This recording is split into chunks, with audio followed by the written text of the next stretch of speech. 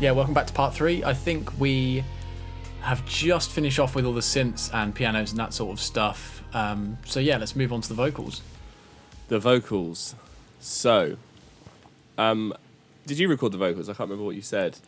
No, so that was at Shaken Oak Studios with Jamie engineering it. Jamie again. So, I might be wrong, but looking at this, I tend to record vocals into a compressor. Okay.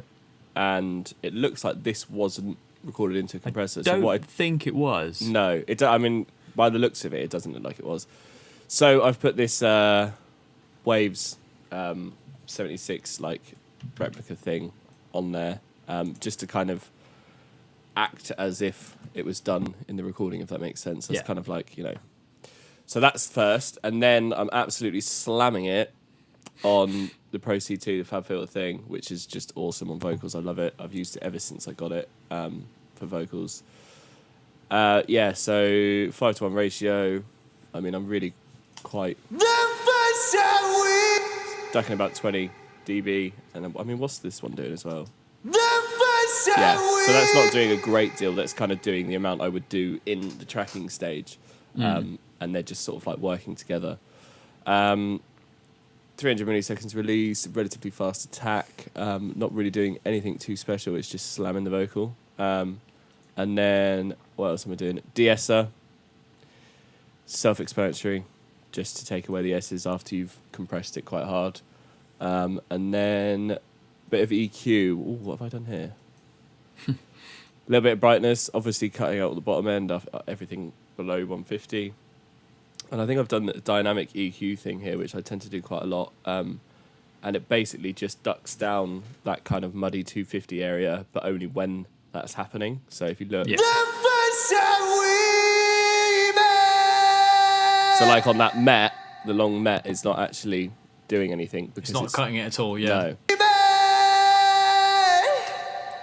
And I'll kind of solo out the area. It's that kind of boxy...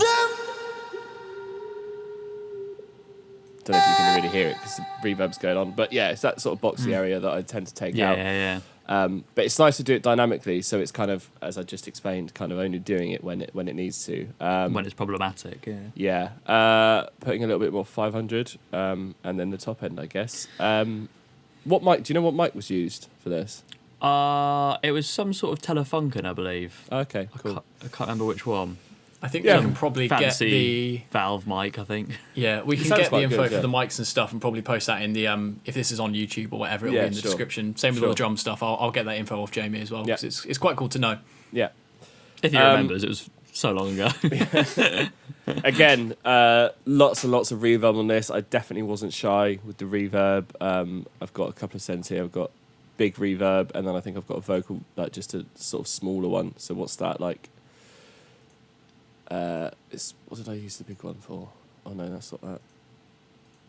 Valhalla verb again, vintage verb, just on a massive thing, and I think I kind of just picked and choose parts that either wants the big reverb over here or just like a more normal sized reverb, you know.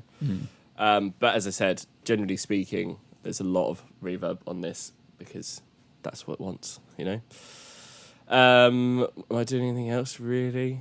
There's a bit of automation here. The double of Mike's vocals. Oh, here we go. Look, I've got another one here called Mike More Verb. I think that's just with the send a bit louder.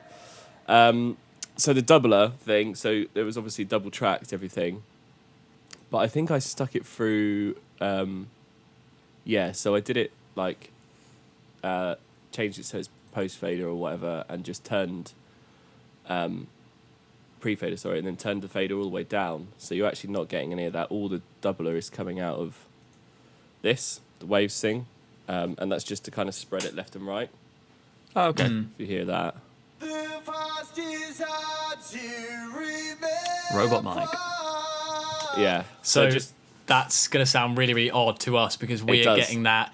It's being sent into our ears in mono and then split back out. That's why it kind of sounds really weird. But to anyone listening to that, that should work. That's why you said it sounds like a robot. I was like, well, it just for us. I forgot that it was being mono and then stereo. It's phasing with itself for us. Yeah. Yeah, but yes, so that's basically just spreading it. All this does is moves the pitch and the timing a little bit, just to kind of widthen it. And together, again, that probably sounds weird to you, but it sounds cool in the context. I could just hear reverb, mate. Yeah, just so much reverb. Yeah, so I think all of those sort of main settings that I did for the compression and the EQ and stuff are copied over to most everything on vocals. Harmonies obviously spread left and right, just ducked down, by -13. And then when we got to the sort of the shouty, harsh vocals, I think I've done more or less the same thing, but I just whacked a bit of satin on there, just an extra bit of drive, just some more harmonics in, just to kind of thicken out the sound. So if we just hear that with and without the satin, so this is without. So much I regret, and then with it. So much I regret. Just thickens out that the vocal a little bit. Again, lots and lots of reverb. And I did something cool here. Did we already speak about this? I think we did, didn't we? The little tail. We did, but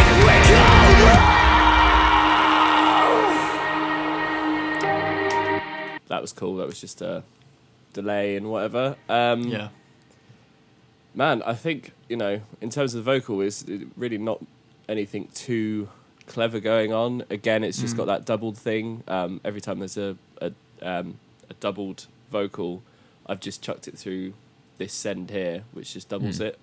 I think I've actually, I've made the de-esser a little bit harder on the doubles, just to catch any extra S's and stuff, because if the S's are like really panned, it sounds a bit weird. So that just kind of like makes the S's even less noticeable in the double tracks when they're left and right. But yeah, man, I mean... Cool. I mean, is there anything specifically you would do very different between Adam's sort of harsh vocals and Mike's clean vocals, if you will? Like, I see you've got like a couple different plugins on there I think you'd be using, but yeah, is there any way that you would treat it differently? The only thing I have done differently, as I said, is just putting a bit of extra distortion on there just to kind of thicken out the sound. Make it gnarly, yeah. I might be wrong, but it sounds like it was recorded with the same mic. Yeah, I think it was. I think we tried it with the Telefunken and an SM7B, but I think it just sounded better in the Telefunken. Yeah, man. I mean, I'm really not a fan of an SM7B. It's just really not. They're like the go-to, so you just got to try it. Yeah. But yeah, I mean, in terms of, I think maybe it's not as bright as the main vocal, possibly. Yeah, so that's the main vocal. It's just a little bit, one dB brighter on the main vocal than the shouting vocals. But yeah, apart from that, man, like, it's really nothing too complicated going on with the vocals. With the harmonies, because I can't remember what we recorded. Is it different harmonies left and right, or is it a double left and right? No, I think the harmonies. Let's have a listen. I think it's just left and right. There should be doubles of all of them. Yeah. So listen to you, Fredo. Let's do it. The past is hard to remember. Yeah, it's the same thing, just left and right. Okay, yeah, cool. And then let's play a bit of the vocals together, actually, because it sounds quite nice, doesn't it? Choir. The past is hard to remember. Yeah, man. I mean, I do have, actually, in fact, I've got everything bussed on the vocals to this bus here before it goes into the master bus. I'm just doing a little bit of extra compression. It's really, really not doing a great deal. It's just when there's lots of vocals, it just kind of tucks it all back a little bit. Yeah. There are some sections of this track that are there's a lot of vocals going on. And I remember doing that in the studio, especially, I think this part that we're on right now. Yeah. I remember thinking there ended up being an absolute ton of things going on, especially when Adam comes back in as well as Mike and like 7 versions of me. Yeah. There's a lot going on. So I can see why you need that. Also you've got, all the synths and the guitars and everything. So it's just kind of just tucking everything back a bit when it gets hectic with the vocals. And then what else am I doing? Just adding a bit more brightness to all the vocals. 12K, 7. Am I doing anything at 7? No, I'm actually adding a bit at 600 as well for whatever reason. Moves like that would have been done once I'm listening to the overall mix and going, actually, I feel like the me's a little bit more 600 or whatever. Then I'll just quickly whack that on there. And then what am I doing here? Nothing. Obviously thought there might have been a bit of extra 750, but I've turned it off, so that's not doing anything. So again, vocals are pretty simple. So I like to split it between, in terms of mastering, I split, so all the instruments are in one bus. And then all the vocals are in another bus, and then that will all go to the stereo bus here. So on the instrument bus, I've got, again, just this sort of SSL copy that Slate do. I've actually moved over to using something different now, but back at this point, I was using this. What am I doing? Relatively fast release, pretty fast attack. 2:5 ratio, is that 2.5? I'd normally do it on 4, but for whatever reason I did it there. Let's see how much that's doing. Mainly when that snare drum's hitting, it's just sort of tucking it back a little bit. And then I've got this. This is really cool, actually. This puts like a little bit of extra bottom end and warmth on the track. So if I take this out, it's quite subtle, but see if you can hear this.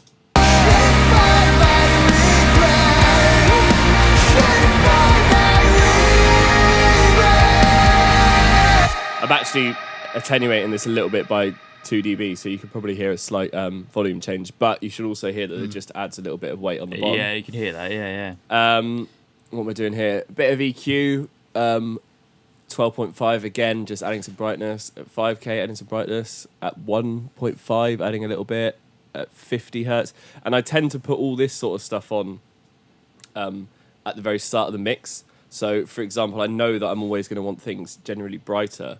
So I just whack it on at the end. So it just means that I'm not overly doing everything. You know what I mean? So it's not... I'm already doing a bit of brightness on the top of everything. So it's a good way to sort of start. I think they call it top-down mixing or something. And then into the master. So both of those things go into this. And I think that's just in case anything gets too overwhelming on the low end. So it's like barely doing anything. It's just in case. If there was any like sub information or whatever, that just gets tucked in. There's kind of like a little safety blanket, I guess. There's 2 versions of this. This is the one I was using on the channels and stuff, and then you've got this mix plus sing. And I'll take this in and out because I actually think it adds quite a lot.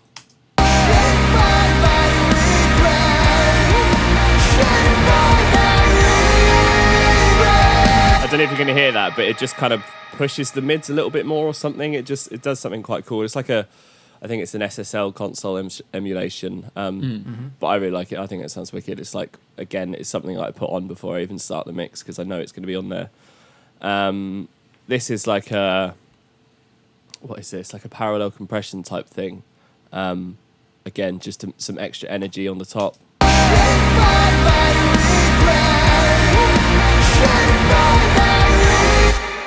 You can kind of hear that. It's very subtle, but all these things are quite subtle, but as stack them up together and then it...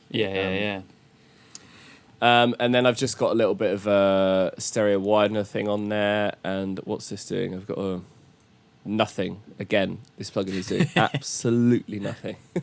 I don't know. Maybe I thought there was some too much 100 and I tried to cut it and then just got rid of it. And then I'm going into this L1, which I never, ever, ever use. But I normally use the Oxford inflator, and I do this like 2-stage limiting thing, just try and get more volume out of it. But the Oxford inflator was just adding a bit too much. It's got like another like warming kind of analog thing, but because I'm doing a lot of it here already, I didn't really want to do any more. Especially for this kind of mix. I wanted a little bit cleaner, so I just used this instead, just boosting a little bit of volume. In fact, that's not boosting anything. That's actually reducing the volume. That's probably just reducing the volume going into the L2, yeah.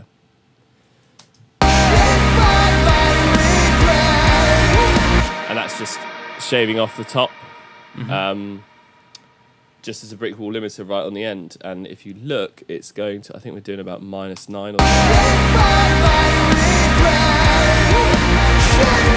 -8. So it's, I'm not absolutely slamming it. You can see it's only kind of doing like... Some people would say that is absolutely slamming, but to me it's not too bad. I think -8 is kind of what I like to go to. I mean, there's an argument that people say that Spotify and all these streaming stuff, they do everything at -14. So you, like, in theory, you shouldn't actually have to push this any more than sort of... I've got some automation on there, so it's not letting me move it, but you shouldn't have to push that any more than until it gets to about -14, because Spotify's just going to turn it down anyway. Yeah. But my argument is the limiter is actually kind of part of the sound, because at the end of the day, a limiter is a compressor, isn't it? So it's kind of part of the... Yeah, it just adds something, and I kind of like the way that it sounds being pushed a little bit, you know? And I think a lot of rock music kind of sounds like the way it does because it's kind of pushed into a limiter quite hard. And I just think that that's what the sound is. It's like, you know, if I pulled that back too much and I'm like floating around -14, then the snare might be really pokey and things just kind of fall apart a little bit. So I just kind of, you know, throw everything into it, and it's just the way I've always done it. Yeah. Exactly. It's just the way I've always done it, really. But yeah, I think that is it. Have you got any questions? Anything you want me to go into more detail? One thing I was just wondering about, again, like with the bigger parts of the songs where there's we've got all the harmonies, we've got all the guitars as well. Where do you find yourself, like, in terms of like stereo, sticking all the lead guitars and things? Like, is there a go-to, or do you just mess around until it sounds good? I mean, generally speaking, actually, because the reverb's doing so much, the reverb's kind of really spreading it, and the reverb is actually obviously a send. So the reverb's not being panned at all. The reverb's very central, and it's kind of just, you know, going left and right. But everywhere, I mean, on here it's you know, I've gone right 30 and left 30 on one of the other guitars, so it's really not a huge, pretty standard, you know, sort of just a bit that way, a bit that way. Pretty much down the middle. I mean, the trems are a little bit more to the left, like about 60. But yeah, man. That's cool, yeah. Because obviously with all the harmonies and things, from my perspective, like, not being that great at this sort of stuff, but recording demos and things, I'm always wondering, like, once we've done like vocal demos and have the harmonies and things, we're like, where does all of this go? Yeah. Yeah, I mean, you definitely got to find space for it, and there's a, like, kind of rookie areas. What I used to always do is just pan everything really hard left and right. But you've got so much more space to fill in the other areas that you can kind of utilize. If you want something to stick out a bit more, you can actually, if you've got a very wide mix and you want something to stick out a bit more, just put it more central, you know? So, yeah, you've got like a big stereo feel to play around with. Don't just stick everything left and right all the time. Yeah, cool. Yeah, sounds good. That makes me feel better about what I was doing. I had something to ask as well. I mean, this is something that you mentioned to me, and it kind of blew my mind because I know nothing about this and I'm an idiot. But so you've got like a stereo widener on there, haven't you? Yes. Which is kind of, that's applied right at the end, right? It is right at the end, and you kind of have to be really careful with those kind of plugins because it can mess up your like phase relationship and stuff. But it's one of those things that was just kind of thrown on at the end because we want a big, wide, you know, soundscape sounding thing. You want it to sound very wide, and I'm not actually 100% sure what a widener does. I think it does something with the phase, but you can kind of select the area where you want it to widen. So I think actually the bottom end's probably made mono, and then the top it's just the top end that's kind of just like slightly out of phase, which kind of like pushes it wider, I guess. Yeah. It's cool. I don't know how it works at all, but I remember you telling me about it. It sounded really cool. Yeah. As again, you have to be really quite conservative with it and be careful because it can sound great. You can go, I'm going to turn it all the way up, and it sounds wicked, and you go, actually, wait, does it sound that good? Because you've lost all this information in the middle of the mix, you know. So it is really something you have to be careful with, and I don't always use it. In fact, I rarely use it, but on this, it kind of felt like it did suit something like that, just to kind of add a little bit of extra width, really. Cool. Yeah. It's a cool thing. Yeah, so man. that's one. That's especially something I've thought about with this mix is just how sort of full it sounds, and like you said, there's no information lost in the middle. So yeah, I think that really comes through with it. I mean, apart from that, we've had a fair few people come back and say, or at least to me, and say that they're like the drums sound really, really good, particularly on this one. Mm-hmm. I'm talking specifically about this track now as well, but I personally really like the way all the vocals sit.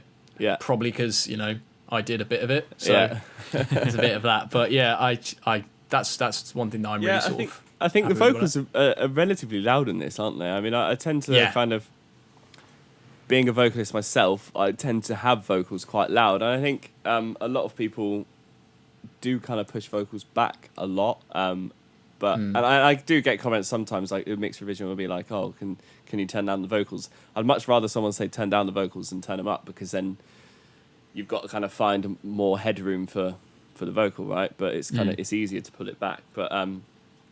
But yeah, I think vocals should always be front and center, man.